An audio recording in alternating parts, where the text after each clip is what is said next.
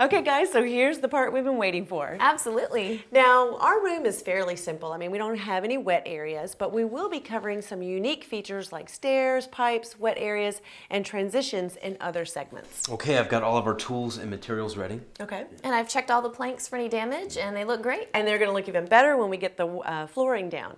Now, the first step is to pick a starting wall. Now, I recommend putting the planks parallel to the long side of the room. So what we're going to do is we're going to start on this wall right here. Okay, before we start, what are the spacers for? That's a really good question. Now, the spacers are going to give you a 3/8" expansion space on all the edges. So your Pergo flooring can expand and contract as the weather and the temperature changes. Now, this space is important in all Pergo installations and environments. Okay, well, we've got our planks. You ready? Sure. Okay, let's do it.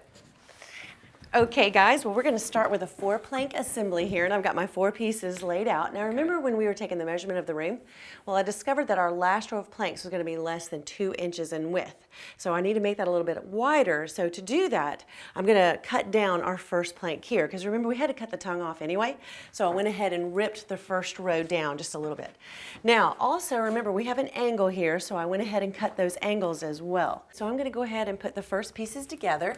So if you'll take a look at my first board of my second row, I've cut this down to 32 inches because remember I want to stagger the joints at least a minimum of 12 inches. So cutting down this first piece will allow for that. Now I'm going to just take my finger here and make sure that it's flush right up here on the end, and with a 45-degree angle slide the tongue down into the groove and then lock it into place like that. Wow, that was easy. Yeah, it is. Okay, now to do my third piece, and I'm going to just lock in end to end, and again, it's the same application of just putting the tongue in the groove, making sure it's flush right here with my finger, holding it right there, and locking it down into place like that. Okay, now to do the fourth plank, it's basically the same thing. I'm going to lock in the short side first, but remember we have to allow for the tongue to go past the board, so I've got to leave a little bit of a gap. How do we close that gap then? Down to place. That's a good question, and that's where a lot of people can get into trouble because you think you're just going to tap it into place. Well, you don't want to do that because you could damage the plank. So what I'm going to do is I'm going to put my weight back up here at the joint, and I'm going to lift the first plank right there, and I'm going to lift up further down this plank here and kind of align the tongue into the groove, and then roll it down and lock it into place. Okay, I still see a little gap down at that end. You're right. So what I want to do is I'm going to put my weight right down here, and all you have to do, if you do have a little bit of gap, see how easy it is to just kind of lift back up, and I can just squeeze that gap closed and lock it right into place like so.